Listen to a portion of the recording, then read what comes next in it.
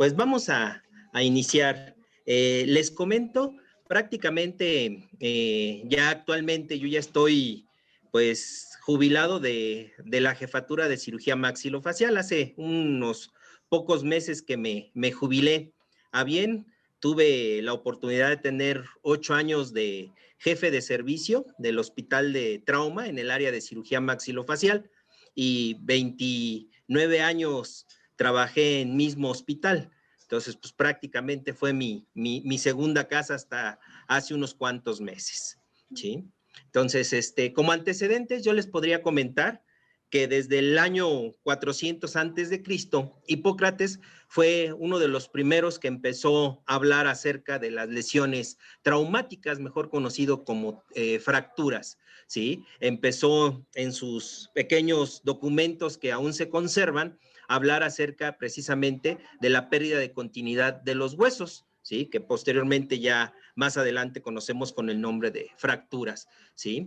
Harold Delfield Gills, en la Primera Guerra Mundial, fue uno de los primeros que empezó a aportar gran información acerca del paciente politraumatizado, ¿sí? Y esto se debió a que él era un adicto en ver las lesiones que se presentaban en sus compañeros cuando estaba la Primera Guerra Mundial, lesiones obviamente no mortales, en donde el manejo que se le daba a dichos pacientes pues era pues muy pobre. Entonces, precisamente a él se le debe en gran manera, ¿sí? El inicio del manejo del trauma, ¿sí? En pacientes que sobrevivían, ¿sí? Posteriormente, en 1976, el doctor James Steiner, ¿sí? Él sufrió una tragedia, iba en una avioneta con su familia, esposa y 3 de sus hijos, y lamentablemente se sufre un accidente en la avioneta, choca contra unos árboles y parte de una montaña, ¿sí? En ese accidente fallece su esposa y los 3 de sus hijos quedaron gravemente lesionados. Entonces, él vio la manera de poder ayudar a sus hijos y llegar a lo más pronto posible a un hospital. Cuando lo auxiliaron y llegaron a un hospital, se dio cuenta que los servicios de urgencia eran no funcionales para tratar este tipo de pacientes con politrauma. Entonces, de ahí él fue el iniciador de lo que ahora nosotros conocemos como el ATLS, que es el mecanismo que se lleva a cabo para poder establecer el manejo inmediato, ¿sí?, de los pacientes politraumatizados. Aquí una cosa bien importante, entre más rápido sea el manejo que se le realiza a este tipo de pacientes, la posibilidad de sobrevida es cada vez mayor. Entonces, de una tragedia lo convirtió en una ventaja y fue el precursor precisamente de esta situación. Entonces, aquí está lo que les comentaba, ¿no? El ATLS, el manejo de soporte de vida del paciente traumatizado, ¿sí? Actualmente, desde 1980, todos los cirujanos, traumatólogos, ortopedistas, anestesiólogos, neurocirujanos, cirujanos plásticos, cirujanos maxilofaciales, se les tiene que obligar en cierta manera a tener este tipo de cursos, puesto que el manejo que ahí se aprende es súper importante para mantener la sobrevida de un paciente, ¿sí? En 1987, el ATLS ha sido aceptado por más de 63 países, ¿sí? Siendo ya obligatorio para cualquier hospital de traumatología que se lleve a cabo el estudio de este tipo de conocimientos, ¿no? Actualmente, la patología traumática es la tercera causa de muerte. La edad oscila entre los 10 a los 50 años, ¿sí? Tenemos habitualmente 100,000 muertes al año y la mortalidad es del 25%, ¿sí? Entonces, aquí tenemos una pequeña referencia bibliográfica del 2012, perdón, donde más o menos se encasillan precisamente las causas más comunes de lesión, por quemaduras, por accidentes automovilísticos, por violencia interpersonal, por ahogamiento, por lesiones de guerra, por caídas, etcétera, etcétera. Entonces, obviamente, esto es lo que se maneja a nivel mundial, ¿sí?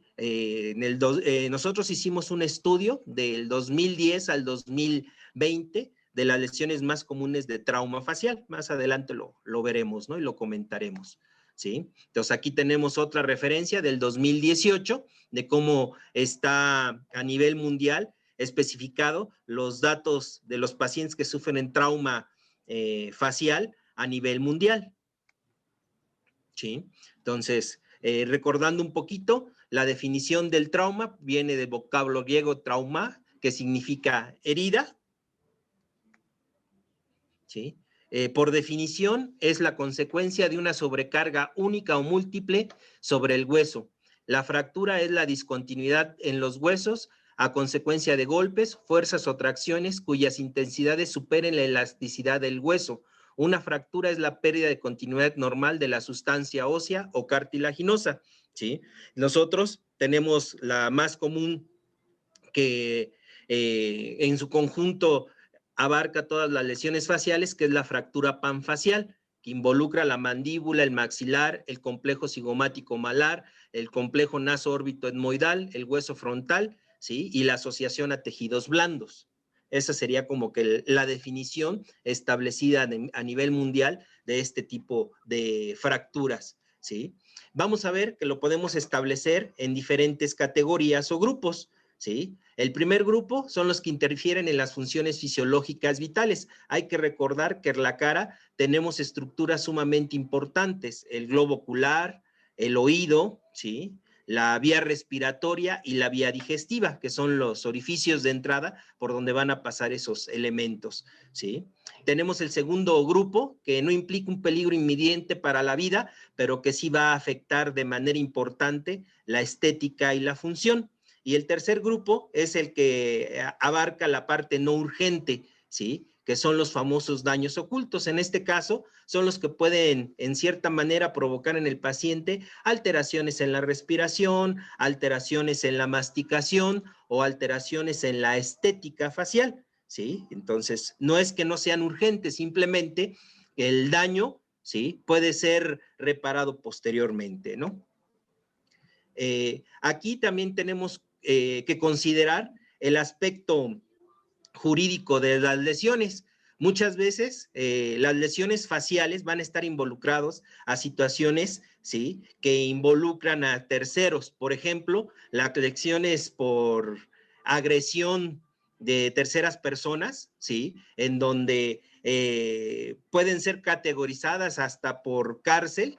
Por eso va a ser bien importante a la hora de realizar la evaluación determinar cuál es el riesgo que generó esa lesión en el paciente, ¿sí? Los accidentes automovilísticos en donde existe un culpable, pues también existe un método de evaluación precisamente de esa situación, ¿sí? Asimismo, con el paso del tiempo pueden quedar secuelas en los pacientes, ¿no? Antes, pues no era tan importante para un paciente la pérdida de un órgano dentario, ¿sí? Ahora es una realidad que la pérdida de un órgano dentario va a modificar desde el aspecto estético hasta el aspecto funcional de la oclusión, ¿no? Entonces, eso nos va a determinar también qué tan importante va a ser realizar un manejo agresivo de manera inmediata en los pacientes. Si nosotros consideramos, no, pues lo vamos a dejar a que desinflame, ya no aplica, ¿sí? A veces las lesiones tienen que ser manejadas de manera inmediata para evitar complicaciones en el futuro, ¿sí? Entonces, el ATLS precisamente nos permite establecer nuestro protocolo inmediato de atención. Si se dan cuenta, en esa imagen se puede ver una gran cantidad de gente, pues precisamente cada uno de esos personajes realiza una función específica cuando se tiene que atender un paciente traumatizado, ¿no? Contamos con personal de rayos X, contamos con personal de enfermería que se va a encargar de establecer una vía aérea inmediata, una vía venosa permeable, ¿sí? La identificación, hay personal de trabajo social que va a ser la responsable de reunir los elementos que el paciente que llevaba, ¿no? Si llevaba un reloj, si llevaba una cartera, si iba solo para que se establezca de manera inmediata el reconocimiento del paciente y avisar a sus familiares. Entonces, todos esos personajes son sumamente importantes y cada uno de ellos realiza una función específica, ¿sí? Entonces, de acuerdo al ATLS, la preparación y el transporte del paciente, la atención primaria y la resucitación, la atención secundaria, la reevaluación y el tratamiento de cuidados definitivos van a ser situaciones sumamente importantes para que el paciente, ¿sí?, tenga la mejor atención posible. Entonces, dentro de lo que comentaba del ATLS, vamos a ver que está la fase prehospitalaria, ¿sí? Aquí, una cosa bien importante, a veces la gente que se encuentra alrededor de cuando ocurre el accidente trata de ayudar a las personas que están lesionadas, ¿sí? Bueno, pues actualmente no se recomienda, si no tiene uno el conocimiento adecuado del apoyo médico o paramédico, pues tocar al paciente. Al momento de manipularlo le podemos provocar una lesión mayor a la que el paciente desarrolló. Entonces, aquí lo más importante es consolar al paciente, ver que no se encuentre en un riesgo inminente, en este caso que el vehículo vaya a explotar, que tenga un sangrado importante. Si esto no ocurre, lo más importante es esperar a que llegue el personal capacitado para realizar la manipulación de los pacientes, ¿sí? Dentro de lo que es la fase hospitalaria, como les comentaba, lo primero que tenemos que establecer que la vía aérea se encuentre permeable, ¿sí? Que el paciente se evalúe mediante una escala muy rápida que se le conoce como escala de Glasgow para determinar el grado de lesión del paciente. Si hay zonas donde hay un sangrado activo, pues de manera inmediata trabajar en ellas para cohibir dicho sangrado, ¿sí? Aquí está la escala conocida de Glasgow. Tenemos otra escala que es una escala de manejo traumatológico, ¿sí? Entonces, se va a realizar muy rápido, dependiendo cómo se encuentre el paciente, pues vamos a determinar cuál va a ser el manejo inmediato del mismo. Entonces, como les decía, aquí tenemos como que las áreas más importantes para identificar la lesión del paciente. Vía aérea permeable, en control de la lesión cervical. Es muy común que los pacientes sufran lesiones a nivel cervical. Entonces, con el uso de un collarín rígido, con eso se puede mejorar esa situación. El manejo de la respiración y la ventilación. Si vemos que el paciente tiene insuficiencia respiratoria, pues es importante que en ese momento se establezca el manejo de la vía aérea. ¿Cómo? Mediante la intubación. Una intubación gentil sería la intubación orotraqueal, que sería meterle un tubo que vaya de la boca hacia la tráquea. El manejo de la circulación y el control de la hemorragia, canalizar al paciente de manera inmediata. En este caso, cuando no conocemos el grupo IRH del paciente, lo primero que va a hacer la enfermera, antes de canalizar al paciente, tomar una muestra de sangre. Con esta muestra de sangre se van a hacer los estudios inmediatos, que sería grupo RH y la biometría hemática, para determinar si el paciente no está sufriendo un choque hipovolémico, ¿sí? Entonces, ahora sí se canaliza al paciente y lo primero que se le coloca es un elemento que nos va a ayudar a restablecer un poquito el volumen sanguíneo, en este caso, la solución de Harman, ¿sí? Posteriormente pasamos al estado neurológico. Aquí, mediante algunas preguntas, si el paciente las puede contestar, o mediante una evaluación que se realiza en algunos nervios, tanto a nivel óptico, a nivel auditivo, a nivel sensorial, para determinar su estado neurológico, ¿sí? Asimismo, se le pueden tomar estudios radiográficos inmediatos, en este caso radiografías simples de cráneo, para determinar la presencia de algún tipo de lesión, ¿no?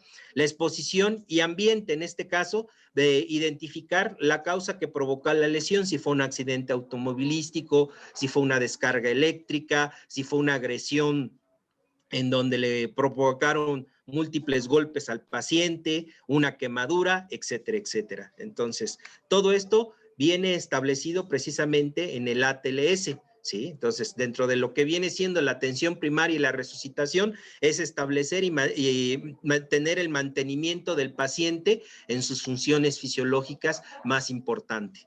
¿Cuánto es el tiempo que va a durar para realizar o llevar a cabo esta evaluación? Pues va a ser de manera inmediata. Se considera que el tiempo inmediato son 60 segundos, o sea, 1 minuto para establecer todos los parámetros que necesita el paciente, ¿sí? Aquí es una realidad, entre más tiempo pase, mayor deterioro puede presentar el paciente y mayor riesgo de que muera nuestro paciente, ¿no? Entonces, el manejo de la vía aérea, pues debemos de considerar si existe algún desplazamiento póstero inferior de la columna, si existe alguna fractura bilateral, si hay órganos dentarios, si hay hemorragia, si hay inflamación o edema, o si tiene trauma en laringe y tráquea. ¿Sí? En este caso, todos estos elementos van a ser importantes. ¿Por qué? Porque a partir de este momento consideramos a un paciente con estas características como un paciente con una intubación difícil o complicada. En este caso ya no vamos a poder utilizar un laringoscopio, una luz directa y colocarle un tubo. Aquí vamos a tener que utilizar un videolaringoscopio, una sonda, ¿sí? Que tiene una cámara para que se lleve a cabo la intubación. Esto va a ser de manera directa, ¿sí? Esta cámara se va a introducir por la vía aérea del paciente, ¿sí? Va a llevar una luz de iluminación precisamente para que pueda iluminar para poder llegar a la tráquea. Ya llegando ahí, ahora sí ya tenemos una vía aérea segura, desconectamos nuestra cámara y el tubo de nuestra cámara va a ser nuestra guía para colocar nuestro tubo de intubación y esto se hace de manera inmediata. Entonces aquí ya podemos echar a mano de estos elementos que son sumamente importantes y necesarios para una situación de urgencia. ¿Sí? Entonces aquí tenemos algunos ejemplos. Un paciente que presenta quemaduras, así como está quemado por fuera, va a estar quemado por dentro, la vía aérea, la vía digestiva. Entonces va a tener un edema importante, sumamente complicado. ¿Sí? Pacientes que presentan sangrado, ¿sí? En este caso, tenemos que tener un orden para llevar a cabo nuestra técnica de manipulación. Cuando el paciente está consciente, pues nos relajamos un poquito, ¿no? ¿Por qué? Porque sabemos que el daño neurológico, pues, es mínimo. ¿Sí? En este caso, pues tenemos la posibilidad de entablar una conversación con el paciente, explicarle qué es lo que le pasó, qué es lo que le vamos a hacer y cuál es el tratamiento que vamos a establecer de manera inmediata. ¿Sí? Vamos a encontrar a veces que las lesiones pueden ser laceraciones, abrasiones, contusiones, zonas de edema, hematomas, ¿sí? O defectos en el contorno. En este caso, que el paciente haya tenido un derrape en motocicleta y que haya presentado una quemadura de piel, un escalpe que le llaman. Entonces, pues ahí el manejo va a ser quizás un poquito más complicado para tratar de recuperar esa piel, pero pues aún así tenemos las posibilidades de llevarlo a cabo, ¿no? Entonces, otro de los elementos importantes cuando consideramos que existe una fractura, pues va a ser la exploración ósea. Esto se establece mediante la clínica, ¿sí? Tocar al paciente y mediante el estudio radiológico. Si nosotros hacemos un comparativo de un lado con el otro, sí vemos una diferencia enorme, ¿no? Se aprecia físicamente, si lo vemos de frente al paciente, cómo la línea pupilar está más caída un lado que del otro, ¿no? Se le ve un ojo más caído que del otro. Ahora, si lo vemos de la parte antero inferior, vamos a observar, si yo coloco un dedo de un lado con el otro, cómo va a haber un mayor hundimiento de un lado en relación con el otro. Entonces, es una característica inequívoca de que nos encontramos en una zona de fractura. ¿Sí? Lo vemos de manera de perfil del paciente y se ve precisamente cómo hay una pérdida completa, ¿sí? De la simetría facial. El paciente se ve asimétrico, ¿no? Vean cómo existe este hundimiento en esta zona, ¿no? Se ve como si le hubiesen recortado al paciente la nariz. En este caso vemos el estudio radiológico y apreciamos precisamente el hundimiento que se observa por una fractura, ¿sí? Aquí se los pongo con la flechita, ¿sí? Entonces, como les decía, aquí va a ser bien importante la determinación clínica, ¿sí? Que va a ir de la mano con la interpretación radiológica, ¿sí? Hay situaciones que por la clínica es casi imposible poder equivocarnos a decir la presencia de una fractura. Entonces, vean el hundimiento. En este caso, este paciente había sufrido una lesión hace 2 meses, ¿sí? Como no tuvo la oportunidad de recurrir a un hospital de alta especialidad, fue a una clínica o un hospital privado, pues le manejaron el manejo inflamatorio y el edema, ¿sí? Pero ya cuando desinflamó el paciente, pues lo que se observaba era eso, ¿no? Una pérdida súper importante de tejido óseo de sostén, el hundimiento de su de su globo ocular. Entonces era porque tenía el paciente una fractura del complejo cigomático malar. ¿Sí? Entonces aquí lo vemos en otra imagen. Se puede hundir el ojo o puede salirse el ojo, un exoftalmos, ¿sí? Por precisamente cuando el tejido está colapsado, tiende a empujar los tejidos de menor resistencia, en este caso, pues el globo ocular como tal. Entonces, aquí vemos cómo la pupila en el paciente no se ha cerrado. Entonces, aquí también lo que estamos observando, que no nada más puede darse una lesión en los tejidos duros, también se puede dar una lesión en los tejidos blandos. Esta paciente particularmente lo que tenía era una lesión en el nervio óptico, ¿sí? Ya la respuesta pupilar no se daba de manera correcta, ¿sí? La dimensión intercantal, el espacio que existe entre ojo y ojo, era demasiado amplia. Entonces era de 33, 34 milímetros. La referencia normal es de 26 a 28 milímetros. ¿Sí? Entonces son situaciones que quizás en el agudo, en la situación aguda, no fue identificada, pero que posteriormente, ¿sí? Parte de nuestro trabajo es identificarla y poderla tratar. Obviamente, entre más tiempo nos tardamos en identificar este tipo de lesiones, pues es más complicado su manejo. No nada más va a ser una pérdida de hueso lo que vamos a tener. Hay otras estructuras que se encuentran de manera importante en nuestro macizo facial, por ejemplo, la grasa, ¿sí? En algunas zonas de nuestro cuerpo la grasa no es tan agradable, ¿no? Por ejemplo, en el abdomen, en la papada, en la parte posterior del brazo, ¿sí? Ahí a mucha gente no le gusta esa grasita, pero en algunas partes de nuestro cuerpo es necesaria, ¿no? Por ejemplo, en el globo ocular, para que nuestro globo ocular tenga un movimiento adecuado y funcional, va a ser necesario precisamente tener grasa, ¿sí? Que nos permita que el movimiento sea mucho más adecuado a la zona de función. Aquí tenemos un ejemplo de una situación aguda, vean el edema tan importante y los hematomas. Entonces, precisamente el hematoma y el edema son elementos que van a ayudar a que se pierda parte de esta grasa. Cuando desinflama, pues obviamente se regresan los tejidos a su normalidad, pero la grasa que se comprometió en ese tipo de lesiones se pierde. ¿Sí? Es por eso que se nota más la simetría. Entonces aquí hay que considerar en colocar injertos en los pacientes. ¿De dónde tomamos esa grasa que perdió ese paciente en esa zona? Precisamente de donde nos sobra, del abdomen, de la pompa, ¿sí? Que son sitios donadores muy adecuados y funcionales, ¿no? Entonces la exploración del ojo va a ser bien importante, el examen clínico, ¿no? Determinar mediante medidas específicas, ¿sí? Y hacer una comparación con el lado sano, con el lado contralateral, ¿sí? La movilidad, cuando existe movilidad de los segmentos, ¿sí? Entre otras cosas. Entonces, ahí están algunos ejemplos de lo que yo les comentaba, ¿sí? La deformidad, hacer un comparativo del lado menos dañado al más dañado, ¿sí? La exploración clínica es manipulación. Aquí lo que se observa es que a la hora de que yo toco al paciente se le mueve todo el maxilar, precisamente porque hay una fractura en esa zona, ¿no?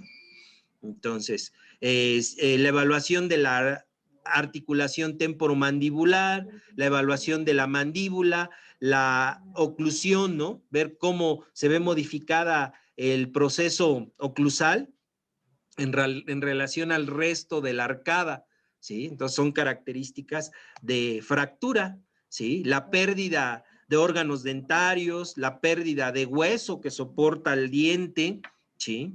Son elementos súper importantes que debemos considerar. Los hematomas, ¿no? Hematomas intraorales, ¿sí? También son característica clínica de fractura. Cuando nosotros encontramos un hematoma de gran tamaño, pues eso significa que hubo una fractura. ¿En dónde? Pues ahí ya viene la parte de identificar en dónde está, ¿sí? Cuando son lesiones de tiempo, que se fracturó un diente, por ejemplo, pues vamos a tener una característica clínica, ¿no? La pérdida de coloración del órgano dentario, ¿no? Se va a necrosar la pulpa y por ende va a haber una pérdida de pigmentación del órgano dentario. Entonces, como les decía, va a ser súper importante tener un conocimiento adecuado de qué tipo de estudios le vamos a solicitar al paciente para poder establecer un buen diagnóstico y por ende un plan de tratamiento. Entonces aquí tenemos algunos ejemplos de radiografía que son las más comunes que se utilizan precisamente para el diagnóstico de las lesiones faciales. ¿Sí? Aquí está una que es muy conocida por todos nosotros los odontólogos, que es la radiografía panorámica, y si ustedes alcanzan a observar de manera detenida, sí se alcanza a ver precisamente las zonas de fractura, ¿no? Que hay una línea de fractura a nivel del tercer molar, otra línea de fractura a nivel parasinficiario y otra línea de fractura del otro lado, ¿no? Entonces, existen factores predisponentes, o sea, el factor predisponente para que se fracturen más rápido los huesos, pues pueden ser estructuras anatómicas que no concluyeron con un proceso, ¿no? En este caso, por ejemplo, este paciente, pues, la lesión provocó la fractura, ¿no? A lo mejor lo golpearon, a lo mejor tuvo un accidente automovilístico, ese fue el factor principal, pero existen factores predisponentes que van a hacer que más fácil el paciente se fracture. Y aquí tenemos un ejemplo, ¿no? Ay, perdón. ¿Sí? La presencia de órganos dentarios retenidos. ¿Qué ocurre con este órgano dentario retenido? Ocupa un espacio en el hueso. Al momento de existir este espacio, pues obviamente va a haber una menor presencia de hueso, ¿sí? Por lo tanto, de toda la mandíbula, las zonas de menor resistencia son a las que les falta hueso. ¿Por qué les falta hueso? Pues porque tiene un diente adentro, ¿sí? Y este diente, pues, aunque sea parecido al hueso, no es hueso. ¿Sí me explico? Entonces, son factores que van a predisponer, ¿sí?, el desarrollo de una fractura, ¿sí?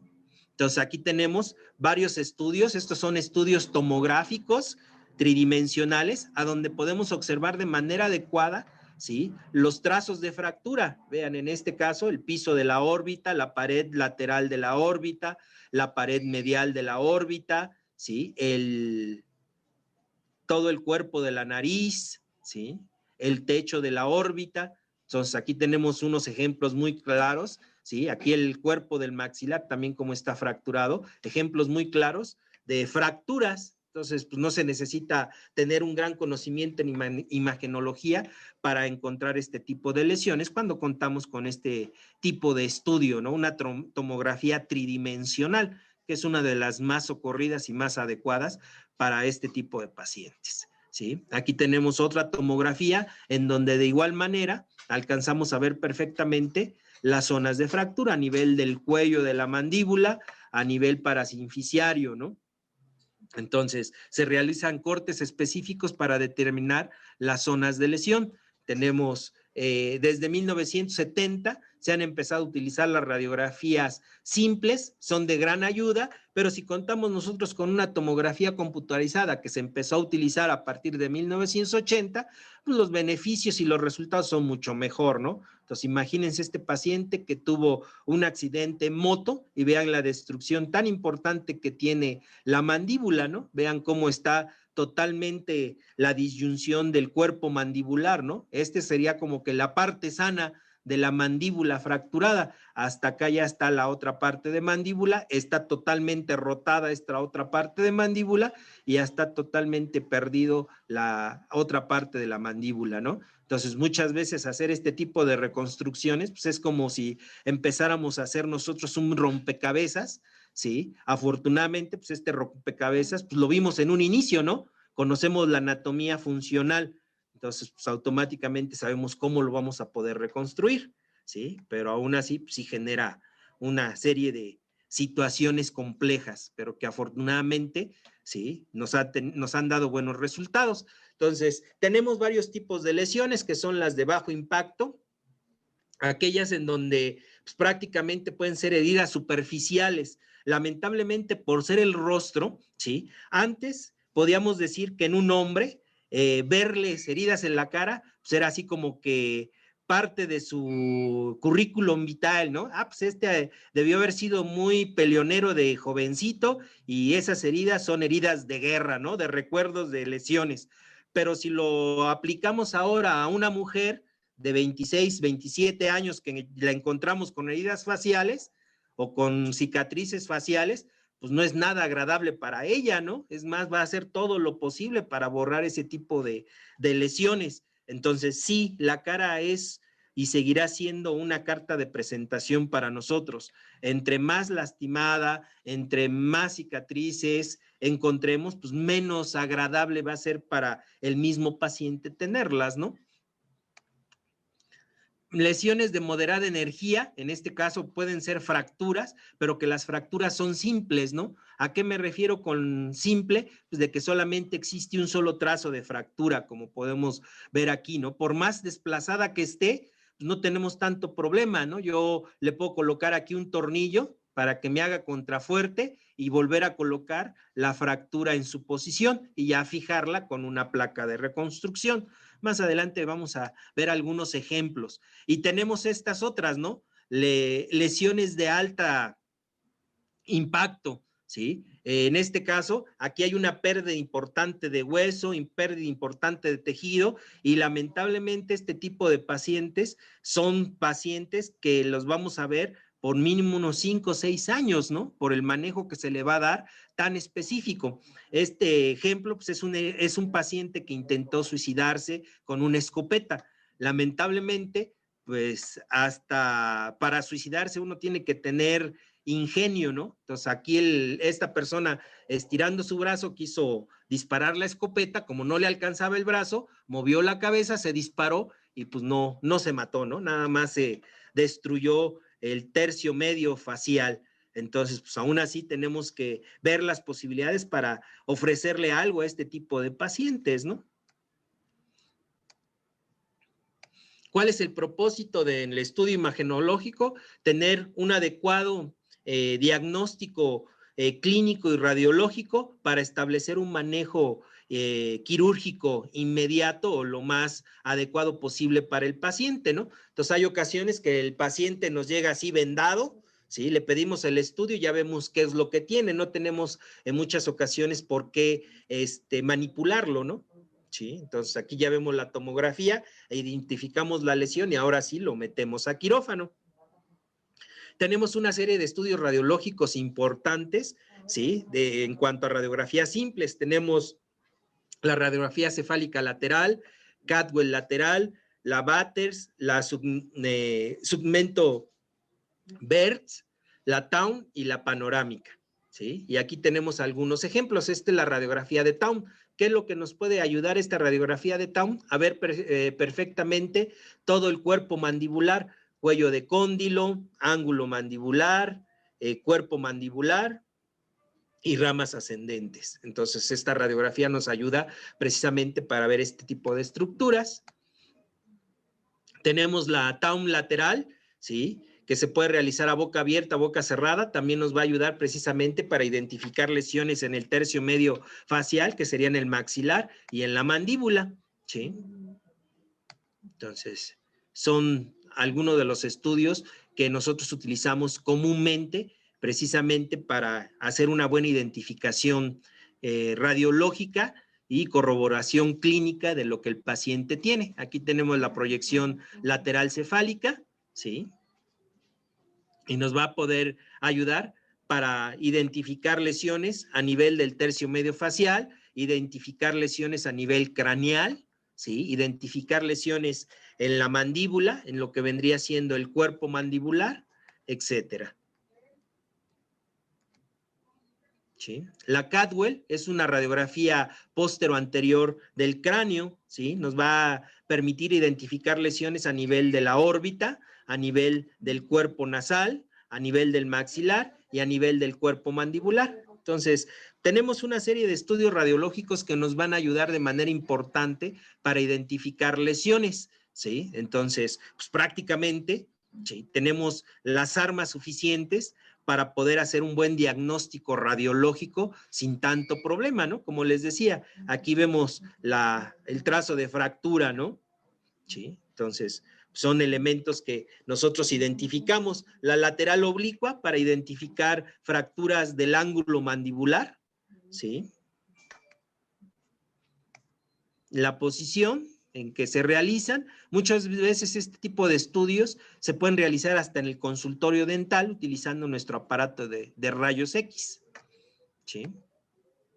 Entonces aquí tenemos la submental Vertex, ¿sí?, que nos ayuda para identificar lesiones a nivel de lo que vendría siendo el cuerpo del maxilar, la órbita o el reborde orbitario, tanto superior como inferior, ¿sí? La radiografía de Batters, que es una modificación a la anterior, ¿sí?, en donde se ve precisamente que tenemos una buena impresión del piso de la órbita, de la pared lateral de la órbita, la pared medial de la órbita, el cuerpo nasal, el cuerpo maxilar, ¿no? La mandíbula no tanto porque hay mucha transposición ósea, pero sí se puede ver el tercio medio facial sin tanto problema, ¿no? Entonces, la radiografía panorámica, ¿sí? Volvemos a lo mismo, ¿no? Trazo de fractura de este lado, trazo fractura de este lado, ¿sí? Aquí el manejo que se le dio a este paciente, pues fue la fijación mediante alambrado y tornillos. Se le colocaron 4 tornillos y un alambre para fijar su mandíbula, no abrir su mandíbula en un periodo de 6 a 8 semanas y consolidar la fractura, ¿sí? Y aquí tenemos la tomografía computarizada. Habitualmente los cortes que se manejan son axial, coronal y sagital. Y si juntamos los 3 cortes, nosotros hacemos la reconstrucción en 3D, que es, por ejemplo, este tipo de imágenes, ¿no? Donde pues es muy funcional. Antes el costo de este tipo de estudios era alto. Actualmente se ha abaratado mucho estos estudios porque hay mucha gente que lo solicita. En este caso, en un promedio es de 3,000 a 5,000 pesos la tomografía tridimensional, ¿sí? ¿Qué es lo que nosotros buscamos al hacer una evaluación radiológica? Las 4 S: nitidez, simetría, senos y tejidos blandos. Esa sería la famosa 4S de Di Balzo, ¿sí? Que es simetría, Charnick, sinus y soft tissues, que son tejidos blandos. Entonces, aquí están algunos ejemplos de tomografías, ¿sí? Una tomografía craneal, ¿sí? Igual para determinar, por ejemplo, la vía aérea, lesiones a nivel de la columna, ¿sí?, de base de cráneo, etc.